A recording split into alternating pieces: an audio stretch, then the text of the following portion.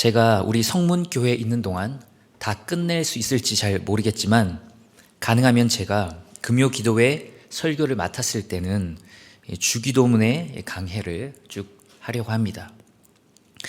우리 주기도문의 구조는 8가지로 이루어져 있다고 얘기했습니다. 첫째가 부른말이고 중간에 6가지 간구가 있는데 앞쪽에 3가지는 하나님을 향한 간구고 뒤에 3가지는 사람의 필요를 위한 간구입니다. 그리고 마지막으로 송영으로 하나님께 영광을 돌리며 끝이 납니다. 지난 첫 시간이 굉장히 오래돼서 기억하시는 분이 거의 없겠지만 지난 첫 시간 우리는 부른말인 하늘에 계신 우리 아버지 하나님에 대해서 들었습니다. 하나님은 우리가 감히 상상으로도 접근할 수 없는 엄청난 상상을 초월해 계시는 전지전능하신 하나님이시다. 즉 하늘에 계신 하나님이지만 동시에 놀랍고도 이 위대하신 하나님이 바로 우리를 또한 양자로 삼아주시고 우리를 돌보시는 우리의 아버지 하나님이 되신다고 했습니다. 그분이 너무 커서 너무 멀게 느껴지지만 동시에 너무도 가까이 계시고 심지어 우리와 연합해 계시다는 이중적인 의미가 들어가는 것이 바로 하늘에 계신 우리 아버지여라는 부른말 속에 있습니다. 그리고 두 번째 시간 우리의 첫 번째 간구인 이름이 거룩히 여김을 받으시오며에 대해서 우리는 함께 보았습니다. 하나님의 그 아버지의 이름이 거룩히 여김을 받으시는 것, 다른 말로 하나님이 영광을 받으시는 것이 우리의 첫 번째 기도 제목이어야 하며 가장 중요한 기도 제목이어야 하며 동시에 우리 그리스도인이 존재하는 목적이라는 것을 선포했습니다. 그리고 오늘은 세 번째로 두 번째 간구인 나라가 임하시오며를 함께 보기를 원합니다. 우리가 어릴 때 한참 빠져서 즐겨보던 만화나 애니메이션을 생각해 보면 대부분 왕이나 왕자 혹은 공주가 등장하는 경우가 많이 있습니다.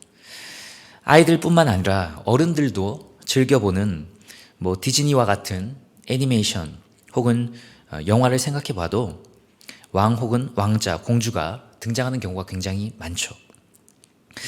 실사 영화로 개봉되어 큰 인기를 끌었던 알라딘을 비롯해서 백설공주, 신데렐라, 인어공주, 헤라클레스, 라이온킹, 라푼젤, 미녀와 야수, 겨울왕국 등 떠오르는 대부분의 작품에 왕이나 왕적인 존재 그리고 왕자와 공주가 등장하는 것을 알 수 있습니다. 우리나라 드라마 특히 사극에도 마찬가지죠. 전 이런 의문이 들었습니다. 우리는 왕정이 아닌 민주주의 국가에 살고 있는데 왜 민주주의를 아름답게 그린 작품은 별로 없고 인기도 없는 걸까? 독재의 치를 떨면서도 동시에 왜 우리의 순수한 마음은 아름다운 왕정을 꿈꾸는 것일까? 왜 현실에서도 늘 실망한다는 것을 알면서도 매번 대선 때마다 영웅과 같은 대통령이 나타나기를 간절히 소망하는 걸까? 사실 이 정치의 형태는 여러 가지가 있습니다. 한 국가를 구성하는 것이 주권과 땅과 백성이라면 이 나라의 주권이 어디 있느냐에 따라 정치 형태가 달라질 겁니다. 그래서 정치 형태는 곧 주권의 형태라고 할 수 있는데 인류 역사를 보면 다양한 주권의 형태가 존재해 왔습니다.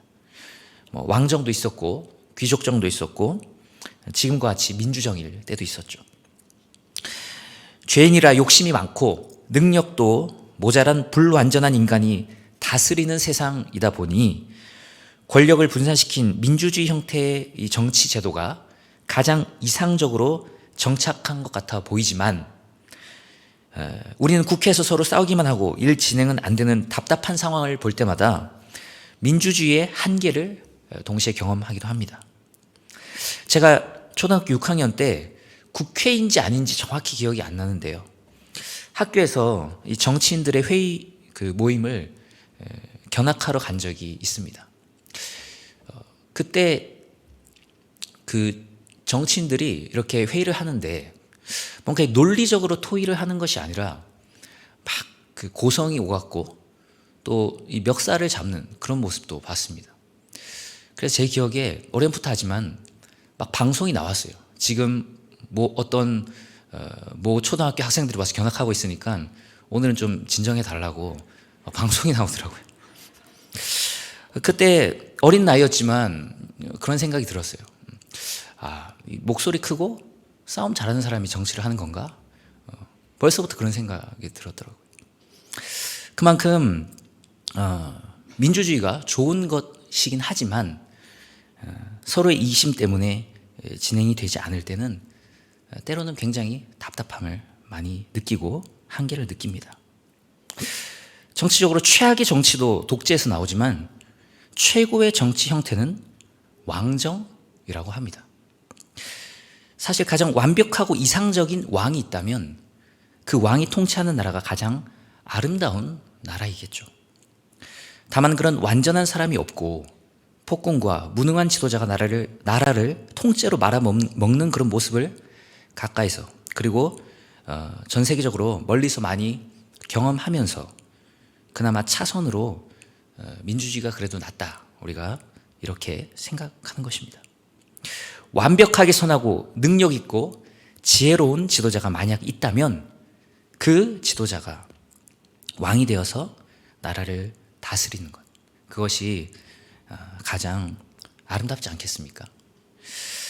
서론에서도 얘기했지만 우리에게는 왕을 갈구하는 본성이 있습니다.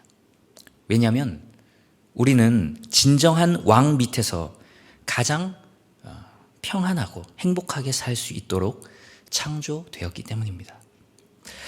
오늘 주기도문 본문에 나라가 임하시오며 라는 이 말씀의 의미가 뭘까요? 영어 성경에도 Your Kingdom Come입니다. 이건 헬라어 원어인 바실레아를 살펴봐도 마찬가지인데요. 그냥 나라가 아니에요. 우리 성경에는 그냥 나라 이렇게 되어 있지만 그냥 나라가 아니라 당신의 나라. 즉 여기서 나라는 하나님의 나라를 말하는 겁니다. 그리고 임하시오며 라는 말은 그 하나님의 나라가 속히 임하기를 소망한다는 간구입니다. 바로 하나님께 주권이 있는 하나님이 왕으로 통치하는 나라가 속히 임하기를 간절히 소망한다는 그 소원이 담겨 있는 기도이자 간구인 거죠. 이것은 첫 번째 간구와 자연스럽게 연결되겠죠. 우리 기도의 첫 번째 간구인 하나님의 이름이 거룩히 여김을 받는 것. 그렇게 그 이름이 거룩히 여김을 받는 곳에 하나님의 이름이 영광을 받을 것이고 하나님의 통치가 아름답게 이루어질 것이고 하나님의 나라가 임할 것입니다. 우리가 그러면 하나님의 통치가 있는 바로 그곳이 하나님의 나라다라고 생각을 한다면 목사님 모든 곳이 다 하나님의 나라 아닌가요? 라고 질문할 수 있을 거예요. 왜냐하면 이 온 우주와 보이는 것과 보이지 않는 것까지도 하나님께서 창조하지 않으신 것이 단 하나도 없고 모든 것은 하나님의 손에 있고 하나님의 통치와 다스림 아래에 있기 때문입니다. 그래서 넓은 의미로 보면 이 세상에 하나님의 나라가 아닌 곳은 없어요. 모든 곳은 다 하나님의 나라일 겁니다.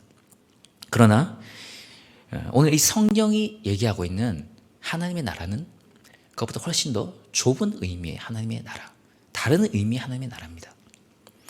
예수님께서 이 땅에 오셔서 하나님 나라가 가까이 왔다라고 말씀하셨잖아요. 이 전 우주를 얘기한다면 이전부터 하나님의 나라였을 텐데 왜 이제 하나님 나라가 가까이 왔다라고 얘기하셨겠습니까? 바로 그 좁은 의미의 나라를 예수님은 얘기한 건데 그것은 바로 하나님의 진정한 그 통치가 아름답게 이루어지는 바로 그 사람과 그 장소에 임하는 것이기 때문입니다. 그 하나님의 통치와 그 통치에 따른 순종이 이루어지는 곳인 거죠. 이 하나님의 나라는 성경 전체를 꿰뚫는 아주 중요한 주제라고 해도 과언이 아닙니다. 성경을 보면 창조부터 아담이 타락하기 전까지는 하나님 나라의 설계와 또 하나님의 주권과 백성의 의무가 나옵니다. 아담이 타락한 후부터 노아까지는 하나님 나라에서의 반란과 심판, 그리고 하나님 나라의 원수의 멸망과 하나님 백성의 구원에 대한 약속, 노아부터 아브라함까지는 하나님 나라의 청사진, 아브라함부터 모세까지는 하나님 나라의 백성의 모형, 모세부터 다윗까지는 하나님 나라 영토의 모형과 하나님 나라에게 그 나라의 백성에게 주어진 법, 그리고 다윗부터 바벨론 포로까지는 하나님 나라 왕권의 모형, 바벨론 포로부터 그리스도의 초림까지는 하나님 나라의 모형의 파괴와 원형에 대한 재건설, 그리고 그리스도의 탄생부터 승천까지는 하나님 나라의 시작, 그리스도의 승천부터 재림까지는 하나님 나라의 확장, 그리스도의 재림부터 영원까지 하나님 나라의 완성이라고 할 수 있을 겁니다. 성경은 하나님 나라의 시작으로부터 하나님 나라의 완성으로 끝나는 이야기입니다. 태초에 하나님이 천지를 창조하시고 특별히 이 에덴 동산에 사람을 만드셔서 하나님의 나라를 이루어 가기를 원하셨습니다. 그러나 인간이 하나님이 아닌 내가 왕이 되어 보겠다고 하면서 하나님의 명령을 어기고 죄를 지었죠. 선악과를 따먹은 사건은 그냥 과일 하나를 단순히 따먹은 사건이 아닙니다. 뱀이 하와를 유혹할 때 쓴 결정적인 무기가 바로 창세기 3장 5절에 나오는 네가 그것을 먹으면 하나님과 같이 될 것이다 라는 곳에 포인트가 있는 거죠. 그리고 최초의 사람은 하나님과 같이 되기 위해서 하나님이 금하신 열매를 따먹었습니다. 하나님이 가지고 있던 그 왕권을 가져와서 하나님 나라가 아니라 내 나라를 세우겠다라는 선포가 바로 그 선악을 알게 하는 나무 열매를 따먹은 것입니다. 하나님 나라를 파괴하고 내가 왕이 되어 내 나라를 건설하겠다는 선포였던 거죠. 그 후로 성경에 나오는 역사는 인간이 왕이신 하나님을 버린 안타까운 역사입니다. 하나님을 버리고 내가 왕이 되면 더 행복할 줄 알았을까요? 하지만 반대로 왕이신 하나님을 버린 인생은 불행하게 되었습니다. 성경을 보십시오. 구약과 신약을 쭉 통독해 보면 결국 왕 대신 하나님을 버리고 내가 왕이 되어 행복하게 살려고 하는 인간의 시도들, 그러나 그 시도가 비참한 결말을 맞이할 수밖에 없다는 것, 그것을 쭉 기록하고 있습니다. 저는 옛날에 성경을 볼 때 빨리 예수님이 그냥 오시면 되지, 구약이 왜 이렇게 긴 거야 라고 생각한 적이 있습니다. 여러분 그런 생각을 혹시 한 적이 있나요? 구약의 분량이 거의 정확하게 신약의 3배에 가까워요. 3배. 빨리 예수님이 오셔야 되는데 읽다가 우리가 지쳐서 예수님을 못 만나고 항상 성경을 덮을 때가 많이 있지 않습니까? 그 구약의 긴 역사가 뭐 여러 가지를 말해주는 것이겠지만 중요한 포인트 중에 하나가 인간이 하나님 없이 자기가 왕이 되어 자기 소견에 옳은 대로 살아갈 때 얼마나 불행해질 수밖에 없는지를 아주 철저하게 수천 년의 역사를 통해서 증명해 보이고 있다는 사실입니다. 한두 명 가지고 뭐 한 100년 가지고 200년 가지고 얘기했다면 이때는 좀 실수였고 몇 번 기회를 더 주면 또 사람이 잘 할지도 모르잖아요 라고 말할지 모르겠지만 수십 대 수백 대에 걸쳐서 엄청난 그 수천 년의 기간 동안 끝없이 실패하고 하나님 없이 불행의 나락으로 떨어지는 그 어리석고 죄 많은 인간의 모습을 통해서 인간이 스스로 왕이 되어 살아갈 때 얼마나 인간이 불행할 수밖에 없는가라는 것을 볼 수 있는 거죠. 하나님이 택하시고 회복시켜 주신 이스라엘조차도 하나님을 버립니다. 구약에서 아주 결정적으로 이스라엘이 하나님을 버리는 장면이 사무엘상에 나오는데요. 사무엘상 8장 6절에서 7절을 보면 이런 내용이 있어요. 우리에게 왕을 주어 우리를 다스리게 하라 했을 때 사무엘이 그것을 기뻐하지 아니하여 여호와께 기도하며 여호와께서 사무엘에게 이르시되 백성이 내게 한 말을 다 들으라. 이는 그들이 너를 버림이 아니요 나를 버려 자기들의 왕이 되지 못하게 함이라. 무슨 내용이냐면 원래 이스라엘에 왕이 없었죠. 사사시대에 하나님이 임시로 사사들을 세우셨고 또 제사장들을 통해서 다스리게 하셨습니다. 그런데 사무엘 이제 이후에 사무엘의 자녀들이 제대로 사사의 역할을 잘 못하고 이렇게 좀 방탕하게 살아가는 거예요. 그러니까 이스라엘 백성들이 당신의 아들 사무엘 보고 당신의 아들을 인정할 수 없다. 그리고 이제 계속 임시로 자꾸 사사가 있고 이런 것이 우리는 또 지겹고 또 불안하다. 우리도 다른 나라처럼 왕을 달라. 왕을 세워서 인간 왕을 세워서 이 나라를 좀 안정적으로 튼튼하게 좀 세우게 해달라라는 요구를 합니다. 그때 사무엘이 이제 굉장히 마음 아파서 하나님께 기도하죠. 그때 하나님께서 그들이 너를 버림이 아니다 이런 말씀을 하세요. 그러니까 사무엘이 자기를 버렸다고 처음에 생각을 했나 봐요. 그런데 너를 버린 게 아니고 사실은 나를 버려 자기들의 왕이 되지 못하게 하였다라고 하나님이 말씀하십니다. 그러니까 사실 이스라엘은 왕이 필요가 없는 나라였어요. 왜죠? 왕이 하나님이시니까요. 여호와 하나님이 왕으로 있기 때문에 여호와 하나님의 통치를 잘 받고 그 말에 순종하며 살아가면 하나님이 지켜주시기 때문에 왕이 필요 없고 주변에 왕이 있는 나라들보다 훨씬 더 행복하게 잘 살 수 있었습니다. 사사기 시대 때 이스라엘 백성들이 적국에게 패배하고 엄청나게 고생을 많이 하고 고난을 겪었던 건 그들이 왕이 없었기 때문이 아니라 뭐 때문이었죠? 왕이신 하나님의 말씀에 불순종했기 때문이었죠. 그러니까 이 백성들이 진단을 잘못한 거예요. 진단을 제대로 해야지 제대로 된 처방이 이루어질 텐데 자기들이 불순종하고 잘못한 건 생각 안 하고 구조와 체제에 문제가 있다. 정치 체제를 바꿔야 된다. 왕정으로 바꾸자라고 하면서 왕을 달라고 소리쳤던 거죠. 그러나 하나님은 너희가 왕을 요구하는데 왕을 주면 그 왕 때문에 너희가 엄청나게 고난을 많이 받을 거다라고 경고를 하십니다. 그러나 이 백성들은 경고에도 아랑곳하지 않고 계속해서 요구를 하죠. 그리고 하나님은 마지못해 허락하십니다. 그러나 역시 하나님의 말씀대로 그 왕 때문에 이스라엘 백성들은 이전보다 더 큰 고통을 받아요. 우리가 주일에 계속해서 열왕기상하 강해를 담임 목사님으로부터 듣고 있지 않습니까? 제대로 된 왕이 없잖아요. 그 왕 때문에 백성들이 우상 숭배에 빠지고 도탄에 빠지고 가난에 빠지고 얼마나 많은 핍박을 받습니까? 완전한 왕이신 하나님 대신 불완전하고 엉망인 인간 왕을 택했기 때문에 받은 결과였습니다. 신약도 마찬가지죠. 신약에서 하나님의 아들 예수님이 직접 성육신 하셔서 오셨음에도 불구하고 그분을 향한 대우는 훨씬 더 악해지고 나빠집니다.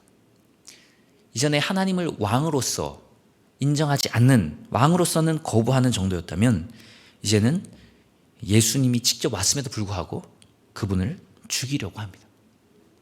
대제사장들과 온 공회가 예수를 죽이려고 그를 칠 거짓 증거를 찾음해.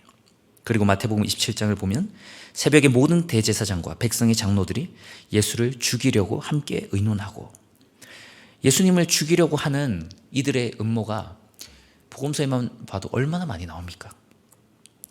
대제사장들, 제사장들, 장로들, 이 백성인 유대인들, 예수님을 가장 사랑하고 인정하고 환영하고 영접해야 될 사람들 아닌가요? 그런데 예수님을 왕으로서 거부한 정도가 아니라 예수님을 죽이려고 했고 실제로 십자가에 못 박아 죽였습니다. 그럼에도 불구하고 사랑과 은혜가 풍성하신 하나님은 우리의 자격을 보지 않고 오직 일방적인 하나님의 크신 은혜로 계속해서 우리를 버리지 않으시고 택하신 백성들을 통해서 구원의 역사를 써내려 가십니다. 구속사의 중심이라고 할 수 있는 예수님께서 이 땅에 오셔서 사역을 시작할 때부터 부활 승천하시기 직전까지 예수님은 하나님의 나라를 전합니다. 마가복음 1장 15절 이르시되 때가 찼고 하나님의 나라가 가까이 왔으니 회개하고 복음을 믿으라 하시더라. 이렇게 하나님의 나라를 선포하시면서 예수님은 공생애를 시작하십니다. 그리고 사도행전에도 보면 그가 고난받으신 후에 또한 그들에게 확실한 많은 증거로 친히 살아계심을 나타내사 40일 동안 그들에게 보이시며 하나님 나라의 일을 말씀하시니라. 마지막에 예수님께서 승천하시기 전에도 하나님 나라를 전하시고 승천하십니다. 예수님의 명령을 이어받은 사도들의 행적도 마찬가지죠. 사도행전의 끝을 보면 또한 하나님의 나라가 나옵니다. 사도행전 28장 31절, 하나님의 나라를 전파하며 주 예수 그리스도에 관한 모든 것을 담대하게 거침없이 가르치더라. 아멘. 그리고 성경의 마지막인 요한계시록을 보면 하나님 나라의 완성된 모습이 나오죠. 새하늘과 새 땅. 그 완성을 고대하는 모습으로 요한계시록이 막을 내립니다. 결국 성경은 창세기부터 요한계시록까지 철저하게 하나님께서 계획하신 하나님의 나라, 인간 때문에 엉망으로 되고 실패한 것처럼 보였지만 그럼에도 불구하고 신실하신 하나님 때문에 다시 회복하여 앞으로도 완성될 그 하나님 나라를 성경은 말하고 있고, 오직 하나님의 은혜로 그 하나님의 나라가 예수 그리스도를 통해 세워져 가는 모습을 우리는 볼 수 있습니다. 하나님 나라로 시작해서 하나님 나라로 끝나는 거죠. 이 하나님의 통치가, 이 하나님의 나라가 우리 가운데 임하기를 간절히 소망합니다. 첫 번째로 우리의 마음 가운데 하나님의 나라가 임하기를 간절히 기도합니다. 나라의 임하옵시며 나라가 임하시오며, 하나님의 나라가 첫 번째로 우리 마음 가운데 임해야 되겠죠. 우리 마음 가운데 하나님의 나라가 임한다는 것은 하나님의 통치가 우리 마음 가운데 시작된다는 것인데, 물론 예수님을 믿는 순간부터 우리 마음에 하나님의 통치가 시작됩니다. 하지만 우리가 나름대로 애를 쓰지 않고 하나님의 통치를 계속해서 거부한다면 우리는 하나님 없이, 하나님의 나라가 아닌 내 나라를 건설하고 하나님 없이 살아가는 사람들처럼 자기 나라에서 살아갈 것입니다. 하나님의 통치가 우리 가운데 계속해서 머물고 확장되려면 하나님의 말씀을 깊이 묵상하고 공부하고 또 들어야 되겠죠. 그것 없이는 하나님의 통치는 요원해집니다. 이렇게 고백하는 분들이 있어요. 목사님 직접 나가서 이렇게 예배를 드리고 말씀을 들을 때와는 비교도 안 되게 이 온라인 예배는 집중이 안 됩니다. 잘 들리지 않는다는 거죠. 그리고 그 온라인 예배를 통해서 은혜를 받는 분도 있지만 받지를 못하는 분들은 점점 내 삶이 영적으로 피폐해지는 걸 느낀다, 이런 고백을 하더라고요. 저도 군대에 있을 때 비상사태가 일어났거나 어떤 병사가 탈영을 해서 이렇게 비상이 일어났거나 북한이 공격을 하려고 하거나 할 때는 이제 비상사태이기 때문에 주일에도 예배 드리지 못하고 계속해서 몇 주간 대기해야 됐던 적도 있어요. 그럴 때는 정말로 제 마음 가운데 영적인 어떤 피폐함과 갈급함이 막 느껴지더라고요. 그리고 저의 삶도 점점 하나님과 멀어지는 것 같이 느껴졌어요. 하나님이 함께 하시지만 우리 가운데 말씀이 계속해서 공급이 되어야지 그 하나님의 통치가 더 활성화되고 더 확장되고 더 아름답게 계속 유지가 될 수 있는 것입니다. 말씀을 통해서 하나님의 나라가 우리 가운데 더 뜨겁게 우리 마음에 임하기를 간절히 소망합니다. 그리고 또한 간절히 기도해야 될 줄 믿습니다. 말씀을 열심히 공부하고 열심히 듣고 말씀에 대해 아는 것이 많이 생겨도 그것이 단순히 딱딱하고 차가운 어떤 지식으로 머물 수 있습니다. 그것이 우리 마음 가운데 정말 적셔지고 정말로 우리의 삶으로 적용이 되고 나의 손발로 이어지려면 하나님께서 그 말씀을 통해 우리 마음을 녹이는 작업이 필요한데, 그것이 바로 간절한 기도입니다. 그래서 어떤 목사님이 그러더라고요. 성경을 교만해질까 봐 겁나서 공부 안 하는 것은 굉장히 어리석은 짓이다. 그러나 성경을 계속 공부하고 성경에 관한 지식을 쌓아갈 때 기도가 병행되지 않으면 실제로 교만해질 수밖에 없다라고 하더라고요.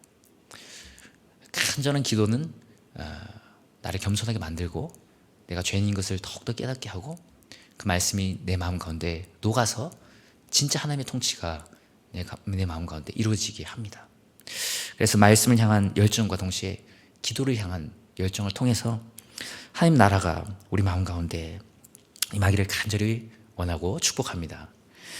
또한 두 번째로는 하나님의 나라가 우리 교회에 임하기를 간절히 소망하고 우리가 또 기도해야 될 줄 믿습니다.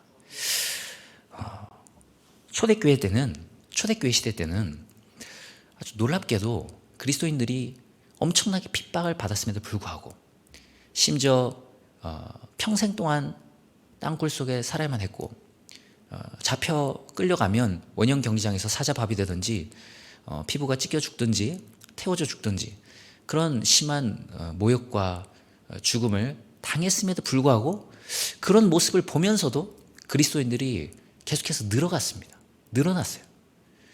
뭔가 그 그리스도인의 공동체 속에서 하나님 나라를 발견한 사람들이 계속해서 내 모든 것을 올인하고 내가 가진 모든 걸 버리더라도 목숨을 걸고서라도 나는 저기에 동참하고 싶다라는 어떤 마음을 불러일으켰던 거죠. 그러나 오늘날에는 반대로 핍박이나 모욕이 없고 오히려 막 선물을 주고 선물 공세를 해도 사람들이 잘 안 옵니다. 코로나 이전에도요. 코로나 이후에는 뭐 말할 것도 없겠죠. 왜일까요? 우리 교회 안에서 정말 그 사람들이 외부에서 볼 때 그 안에서 뭔가 특별한 것을 보지 못했다는 것이죠. 우리가 정말 우리 교회 하나님 나라가 임한다면 우리 가운데 정말 작은 천국이 임할 것이고 정말 서로 향한 뜨거운 사랑과 세상이 보여줄 수 없는 그 아름다운 모습이 빛처럼 세상을 향해 뿜어져 나가겠죠. 그러면 세상 사람들이 밖에서 보고 와, 저런 완전히 다른 세계가 있구나. 나도 정말 저기 가고 싶다. 동참하고 싶다. 그런 마음이 들지 않겠어요? 사실은 선물로 교회 오게 하는 것은 때로 그런 또 귀한 또 선물을 통해서 오게 하는 것도 또 귀하다고 생각을 하지만 사실은 그것 때문에 교회 오진 않잖아요. 예전에 뭐 70년대 혹은 80년대 초까지는 너무 그런 것 자체를 구할 수가 없으니까 교회에서 뭐 먹을 거라도 하나 주고 뭐 선물이라도 하나 주면 진짜 그걸 갖고 싶어서 교회 오는 사람들 많이 있었지만 지금은 그런 시대가 아니잖아요. 정말 그것을 가지지 못해서 그것 때문에 교회 오는 사람은 없습니다. 오히려 본질로 더 돌아가서 정말 우리 이 땅의 조국교회 하나님 나라가 임하고 특별히 우리 성문교회 하나님의 나라와 그 통치가 임해서 밖에 있는 많은 그 풍무동에 있는 또 사람들이 우리 성문교회 교인들의 사랑하는 모습 그 작은 천국을 보고 교회에 등록하고 주님께 돌아오는 역사들이 풍성히 일어나기를 간절히 소망합니다. 또한 마지막으로 우리 교회를 통해 이 땅에 하나님 나라가 임하고 또 진정한 하나님의 나라가 속히 오기를 위해서 우리가 또 간절히 기도해야 될 줄 믿습니다.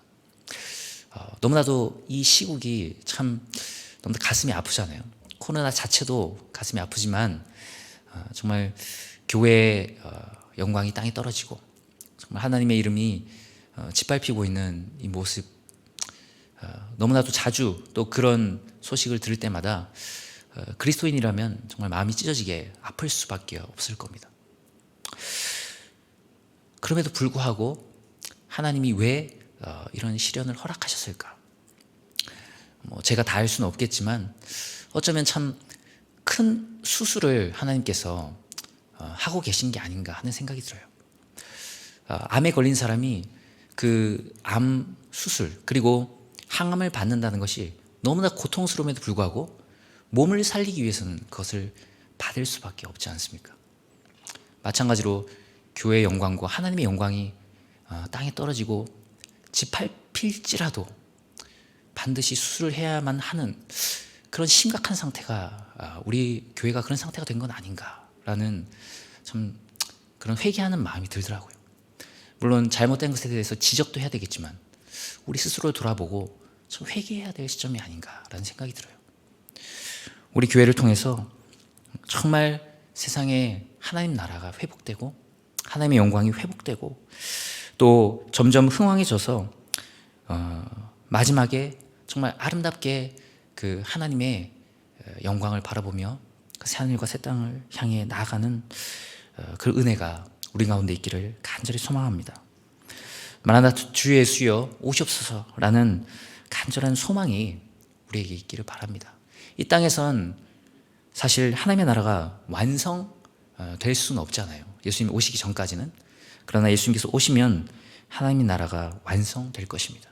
완전한 왕이신 예수 그리스도의 완전한 통치 속에서 더 이상 눈물도 고통도 죽음도 없는 그 나라로 우리는 들어가게 될 것입니다. 그 나라를 소망하며 살아가는 은혜가 있기를 축복합니다. 그 나라를 바라볼 때 우리는 이 땅에서 여유 있는 그리스도인으로 살아갈 수 있을 것 같아요. 베풀고 그리고 정말 그리스도인다운 모습으로 살아갈 수 있지 않겠습니까? 이 땅이 끝인 것처럼 다른 사람들처럼 똑같이 살아간다면 그리스도 없는 사람들처럼 이 땅에서 목숨 걸고 살아간다면 목매고 살아간다면 우리는 그리스도인다운 삶을 살아갈 수 없겠죠.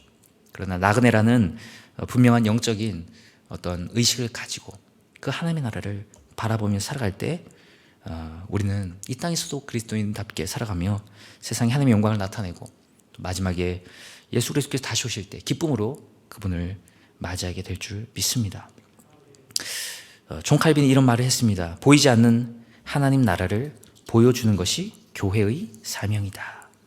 우리 성물교회를 통해서 우리 성문교회 한 명 한 명의 우리 성도님들을 통해서 그리고 우리 성문교회 전체를 통해서 정말 하나님의 나라를 경험하며 세상에 하나님 나라를 보여주며 그리고 하나님 나라를 향해 올바른 방향으로 전진해 나가는 그런 우리 조국교회 성문교회 되기를 간절히 소원하고 축복하고 또 주기도문을 우리가 암송하고 고백할 때마다 주기도문으로 기도할 때마다 이런 하나님의 나라가 임하기를 간절히 소망하는 마음이 그곳에 담기는 기도가 이루어지고 그 기도의 응답을 우리가 볼 수 있기를 간절히 축복합니다.